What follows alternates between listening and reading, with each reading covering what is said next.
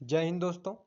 आज की क्लास अपनी क्लास होगी हिस्ट्री की और आज की क्लास में हम लोग बात कर रहे होंगे वैदिक सभ्यता के मोस्ट इम्पॉर्टेंट प्रश्नों के बारे में। तो बिना देरी किए हुए प्रश्न की तरफ चलते हैं। पहला प्रश्न कह रहा है ऋग्वेद में उल्लिखित 10 रात युद्ध, ये राइटिंग मिस स्पेल्ड है, शुद्ध नहीं है, युद्ध है। हम दोबारा पढ़ेंगे। ऋग्वेद में उल्लिखित 10 राज युद्ध किस नदी के तट पर लड़ा गया? उस नदी का नाम था रावी नदी। क्या नाम था? रावी नदी। तो अब ऑप्शन में तो रावी है नहीं, तो यानी रावी का प्राचीन नाम क्या था? तो रावी का प्राचीन नाम था पुरुषाणी नदी, अर्थात C number is the correct answer. जो ऑप्शन में आप वितस्ता देख रहे हो, ये वितस्ता नाम था झेलम का। झेलम का पुराना नाम वितस्ता। विपाशा, विपाशा व्यास नदी का पुराना नाम विपाशा। सतलज नदी का पुराना नाम सोतुद्री। ठीक, अगले प्रश्न पे चले। और एक और नदी आती है चिनाब। चिनाब का पुराना नाम अस्कनी। तो पांचों नदियों के पुराने नाम, आधुनिक नाम आपको याद रखने हैं। अगले प्रश्न पे चले हम लोग। अगला प्रश्न है निम्नलिखित में से किसका उल्लेख ऋग्वेद में नहीं मिलता? यानी ऋग्वेद की जब हम लोग व्यवस्था पढ़ते हैं तो उस व्यवस्था में पहला होता है कुल, ग्राम, कुल, कुल, ग्राम, विष, इसके बाद जन, और जन के बाद राष्ट्र। जन के बाद राष्ट्र। ठीक, जनपद शब्द का कहीं उल्लेख नहीं मिलता। तो किसका उल्लेख नहीं मिलता? जनपद का। अगले प्रश्न पे चले हम लोग। निम्नलिखित में से कौन सा अभिलेख वैदिक देवताओं का उल्लेख करता है? ठीक, 1907 में ह्यूगो नामक एक व्यक्ति ने 1400 बीसी पुराना एक अभिलेख खोजा। कहाँ खोजा? तो मध्य एशिया में खोजा। मध्य एशिया में खोजा और इस अभिलेख का नाम क्या रखा है? तो बोगजगोई अभिलेख। बोगजगोई अभिलेख। बोगजगोई अभिलेख में ऋग्वैदिक देवी देवताओं का उल्लेख मिलता है। कितने? 4। वो देवी देवता कौन से हैं? मित्र, इंद्र, नासत और वणु। ये 4 देवी देवताओं का उल्लेख इस बोगजगोई अभिलेख में मिलता है। इस बोगजगोई अभिलेख की भाषा कैसी है? तो संस्कृत भाषा में लिखा है। ठीक, और ऋग्वेद की भाषा कैसी है? तो वो भी संस्कृत भाषा की है। अगले प्रश्न पे चले हम लोग। गंगा एवं यमुना नदी का साथ साथ उल्लेख सर्वप्रथम कहाँ मिलता है? तो गंगा और यमुना का साथ साथ उल्लेख दोस्तों सर्वप्रथम मिलता है ऋग्वेद में।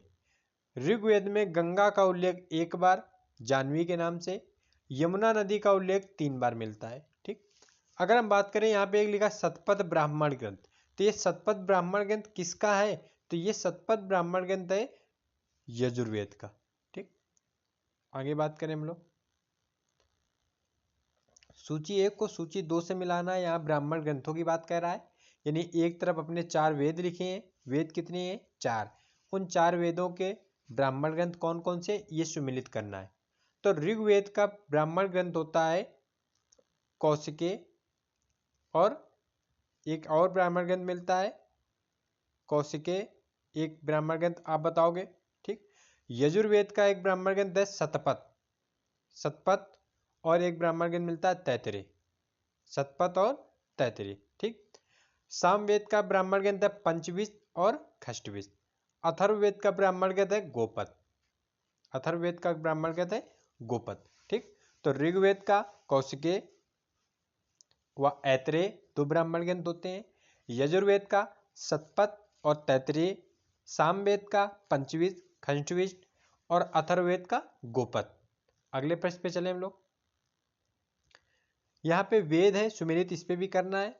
एक तरफ वेद है और उन वेद में किसका वर्णन है या उस वेद में हम किसको पढ़ते हैं, इसका सुमेलित करना है। तो ऋग्वेद में हम लोग श्लोक पढ़ते हैं, स्तुतियां पढ़ते हैं, प्रार्थनाएं पढ़ते हैं, तो ए का हो जाएगा 4 नंबर। यजुर्वेद में हम लोग कर्मकांड पढ़ते हैं, तो हो जाएगा 2 नंबर।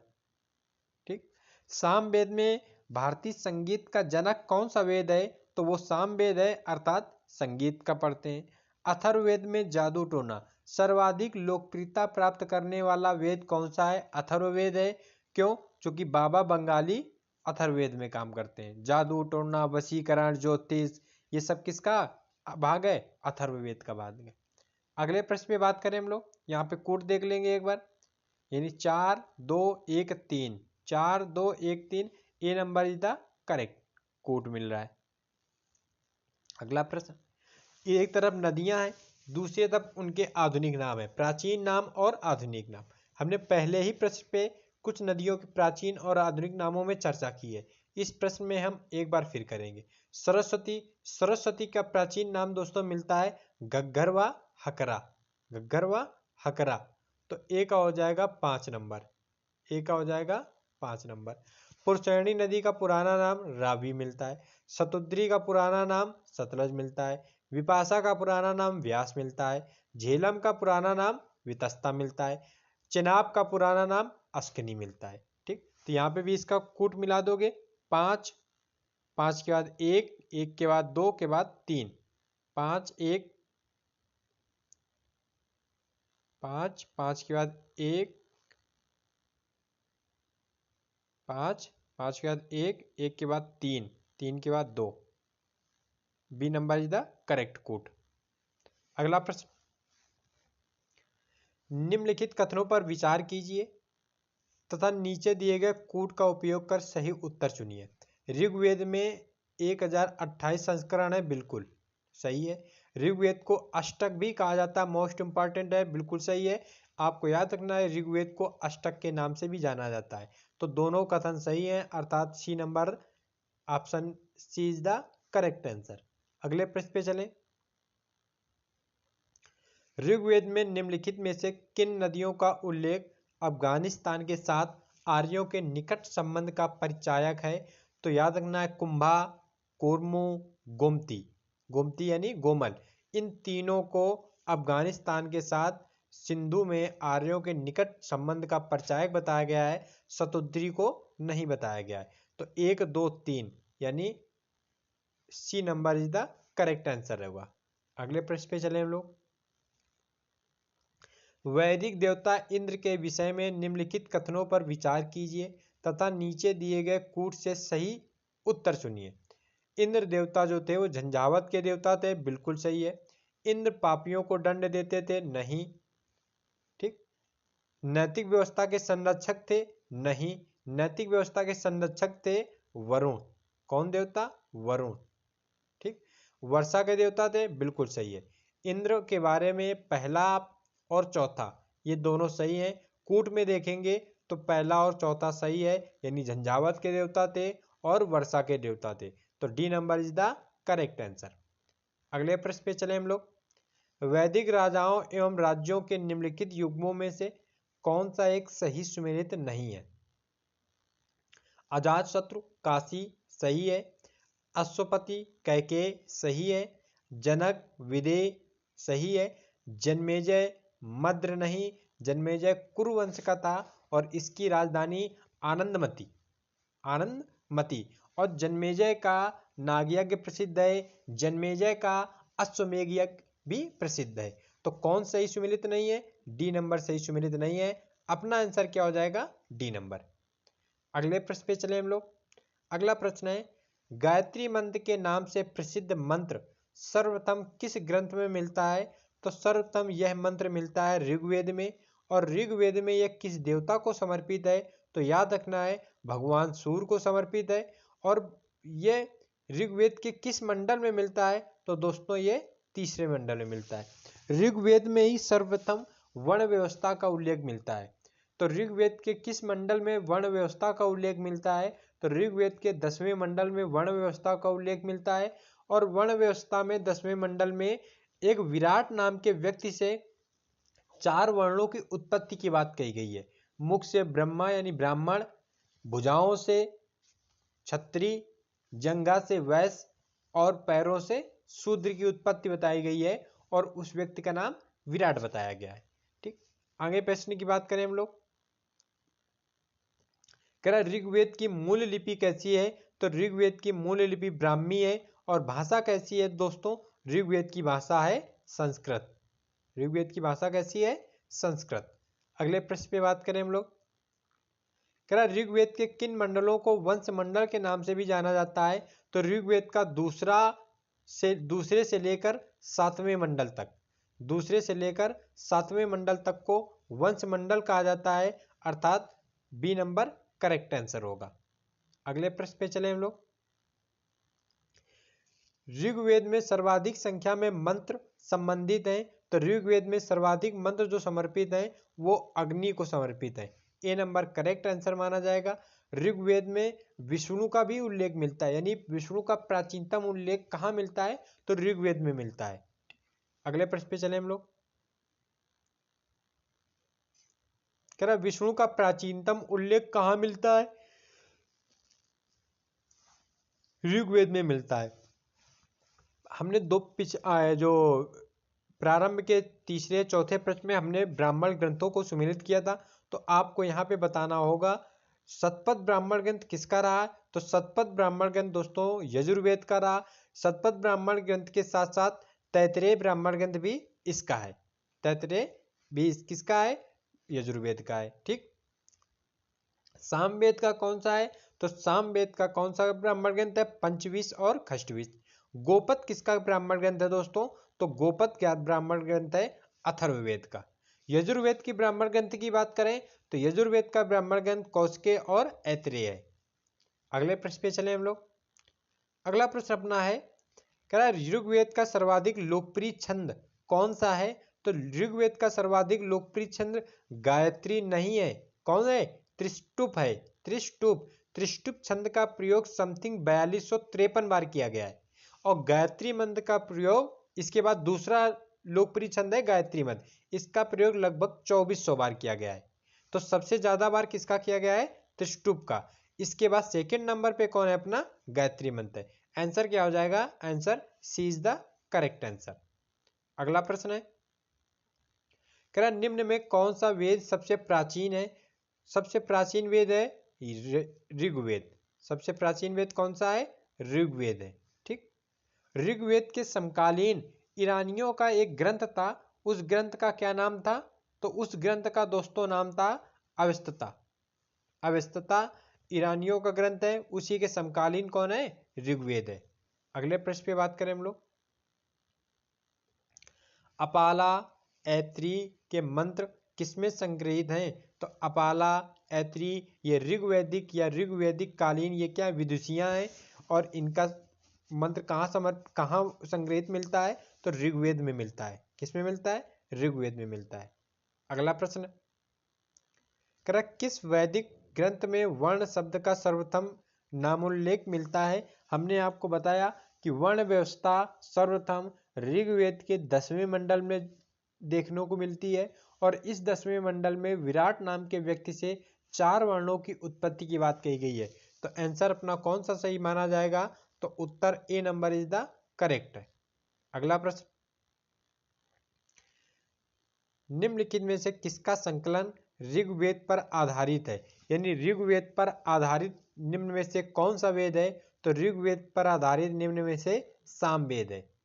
सामवेद में 1100 प्लस ऋचाएं हैं, जिनमें से केवल 75 तो नहीं है, बाकी सारी की सारी किससे ली गई हैं, ऋग्वेद से ली गई हैं। तो B number is the correct answer माना जाएगा।